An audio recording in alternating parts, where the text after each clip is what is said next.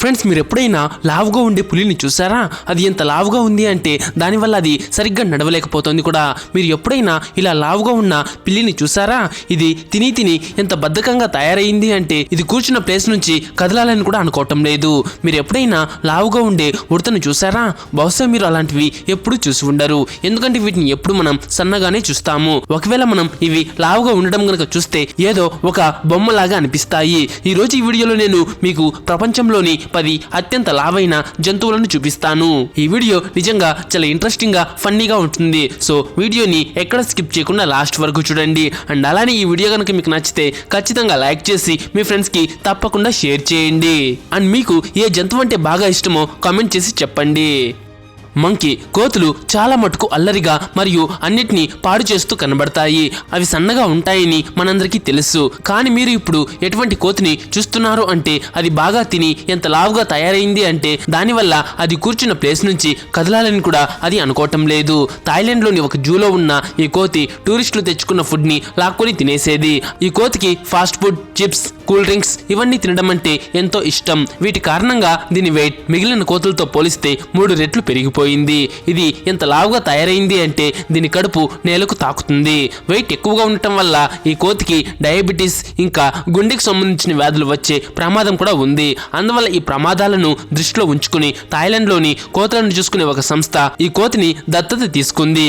ఇప్పుడు ఈ కోతి డైట్ పైన చాలా జాగ్రత్త తీసుకోవడం జరుగుతోంది. దీనికి రోజు మొత్తంలో 300 నుంచి 400 గ్రాముల ఆహారాన్ని మాత్రమే ఇవ్వడం జరుగుతోంది. దానివల్ల దీని వెయిట్ ఇంకా ఎక్కువగా పెరగకుండా ఉంటుంది మరియు ఇది ఎటువంటి ప్రమాదకరమైన వ్యాధులకు గురికాకుండా కూడా ఉంటుంది.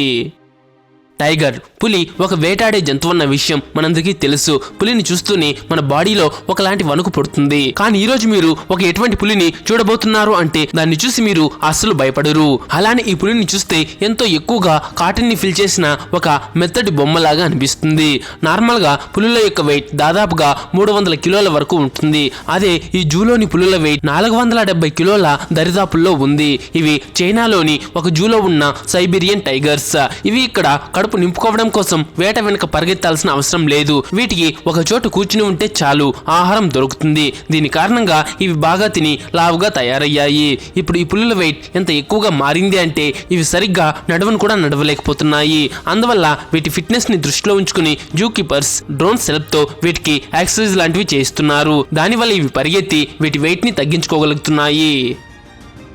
క్యాట్, అందరూ ఏమంటారంటే పిల్లి అన్నిటికంటే లేజీ అనిమల్ అని అంటారు. కానీ ఇక్కడ ఉన్న ఈ పిల్లిని లేజీ అనడం కన్నా అంతకు మించి అనటం బెటర్. 6 సంవత్సరాల వయసు ఉన్న ఈ పిల్లి పేరు బార్సిక్. ఈ పిల్లి వెయిట్ 18 కిలోల కంటే కూడా ఎక్కువగా ఉంది. నార్మల్ పిల్లులతో పోలిస్తే ఇది 4 రెట్లు ఎక్కువ. వెయిట్ ఎక్కువగా ఉన్నందున ఈ పిల్లి ఆడుకోవటం లేదు, నడవటం లేదు, ఇంకా ఎటువంటి యాక్టివిటీస్ కూడా చేయటం లేదు. ఇది కేవలం 2 పనులు మాత్రమే చేస్తుంది. అది తినటం మరియు పడుకోవటం. ఈ పిల్లి తిని ఎంత బద్ధకంగా తయారైంది అంటే ఇది కూర్చున్న ప్లేస్ నుంచి కదలాలని కూడా అనుకోవటం లేదు.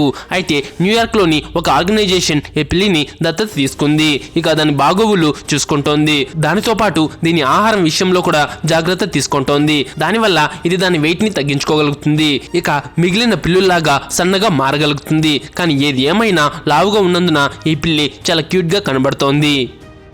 ఒరాంగుటన్, చింపాంజీ లాగా కనబడే ఈ జంతువు పేరు ఒరాంగుటన్. ఇది ప్రస్తుతం డైట్ లో ఉంది. ఇది డైట్ లో ఉన్నందువల్లే ఇంత లావుగా కనబడుతూ ఉంటే అప్పుడు లావుగా ఉన్నప్పుడు ఎలా ఉండేదో ఒకసారి ఊహించుకోండి. ఈ ఒరాంగుటన్ వెయిట్ ఒక టైంలో 100 కిలోల వరకు చేరుకుంది. దాని తర్వాతే దీన్ని డైట్ లో ఉంచడం జరిగింది. దానివల్ల దీని వెయిట్ దాదాపు 25 కిలోల వరకు తగ్గింది. నిజానికి ఈ ఒరాంగుటన్ మొదట ఒక ఫ్యామిలీతో పాటు ఉండేది. అక్కడ వాళ్ళు దీనికి చాలా రుచికరమైన ఆహారాన్ని ఇచ్చేవారు. ఆ ఆహారాన్ని తిని ఇది లిమిట్ కంటే ఎక్కువ లావుగా తయారైంది. తర్వాత దీన్ని ఒక రెస్క్యూ సెంటర్ లో ఉంచారు. అక్కడ దీన్ని జాగ్రత్తగా చూసుకుంటున్నారు. దానితో పాటు దీన్ని వేరే ఒరంగిటన్స్ తో ఆడుకోవటం కోసం వదలటం జరుగుతోంది. తొందరలో దీని వెయిట్ తగ్గాలని మనమందరం కోరుకుందాం. లయన్, నార్మల్ గా సింహాలు లావుగా ఉండవు. అవి పూర్తిగా ఫిట్ గా ఇంకా చాలా సన్నగా ఉంటాయి. ఎందుకంటే వాటి వేటను పట్టుకోవడం కోసం సన్నగా ఉండడం చాలా అవసరం. అలా సన్నగా ఉన్నప్పుడే ఇవి స్పీడ్ గా పరిగెత్తి తన వేటను పట్టుకోగలుగుతాయి. కానీ ఈ వీడియోలో కనబడే ఈ సింహం మీకు మిగిలిన సింహాలతో పోలిస్తే కాస్త డిఫరెంట్ గా కనబడుతుంది. ఈ సింహం సన్నగా లేదు, ఇక ఫిట్ గా కూడా లేదు. ఈ సింహం లావుగా అవ్వడం వల్ల ఎంత బద్ధకంగా తయారైంది అంటే ఇది దాని ముందు ఉన్న తన వేటను కూడా తొందరగా తినలేకపోతోంది. ఒక నార్మల్ సింహం గురించి మాట్లాడుకుంటే దాని వెయిట్ 150 నుంచి 250 కిలోల వరకు ఉంటుంది. అదే ఈ సింహం యొక్క వెయిట్ 370 కిలోల కంటే కూడా ఎక్కువగా ఉంది. స్క్విరెల్ నార్మల్గా కనబడే ఉడతలు చాలా సన్నగా ఉంటాయి. వీటిని చూస్తే ఇవి బద్ధకంగా కూడా ఉంటాయని అస్సలు అనిపించదు. కానీ ఈ ఉడత మిగిలిన ఉడతలతో కంపేర్ చేస్తే చాలా డిఫరెంట్గా ఉంది. ఇది తిని ఎంత లావుగా అయింది అంటే ఇది ఇప్పుడు సరిగ్గా కూడా పరిగెత్తలేదు. నార్మల్ ఉడతలు చాలా ఫాస్ట్గా ఉంటాయి. అవి కంటి రెప్పపాట్లోని మన కళ్ళ ముందు నుంచి మాయమవుతాయి. కానీ ఈ ఉడతను చూస్తే మాయమవ్వడం పక్కన పెడితే అది ఉన్న ప్లేస్ నుంచి కూడా కదలలేదని అనిపిస్తుంది. నార్మల్గా ఒక ఉడత యొక్క వెయిట్ 350 నుంచి 600 గ్రాముల వరకు ఉంటుంది. అదే ఈ ఉడత వెయిట్ దానికి రెండింతలు ఉంది. ఉడతలు వాటికి దొరికిన ఆహారంలో కొంత ఆహారాన్ని దాచుకుంటాయన్న విషయం మీలో కొంతమందికి తెలిసే ఉంటుంది. దాన్ని అవి మధ్య మధ్యలో తింటూ ఉంటాయి. కానీ ఈ ఉడతను చూస్తే ఇది చాలా ఎక్కువ మొత్తంలో ఆహారాన్ని దాచుకుందని, ఇక ఆ ఆహారాన్ని మొత్తం ఒకేసారి తినేస్తుందని అనిపిస్తుంది. జిరాఫీ అన్నిటికంటే పొడవైన జంతువు అన్న విషయం మీ అందరికీ తెలిసే ఉంటుంది. కానీ ఈ జిరాఫీ పొడవుగా ఉండటంతో పాటు లావుగా కూడా ఉంది. 2010లో టాంజానియాలోని ఒక ప్లేస్లో పొడవుగా ఇంకా లావుగా ఉన్న ఈ జిరాఫీని చూడడం జరిగింది. దీనికి షాకి అనే పేరు కూడా పెట్టారు. ఇది ఒక ఆడ జిరాఫీ. దీని వెయిట్ దాదాపు 230 కిలోలు ఉంది. మిగిలిన జిరాఫీలతో పోలిస్తే రెండింతలు ఎక్కువ. కానీ దీని స్పెషాలిటీ ఏమిటి అంటే ఇది ఇంత బరువుగా ఉన్నప్పటికీ మిగిలిన జిరాఫీలతో పోలిస్తే చాలా స్పీడ్గా పరిగెత్తగలుగుతుంది. కానీ బాధాకరమైన విషయం ఏమిటి అంటే ఎక్కువ వెయిట్ ఉండటం వల్ల ఇది ఎప్పుడు వేటాడే జంతువుల దృష్టిలో ఉంటుంది. జిరాఫీ మనుషులకు ప్రమాదకరమైంది కాదు, కానీ లావుగా ఉండటం వల్ల ఇది దానికదే ప్రమాదంగా మారింది.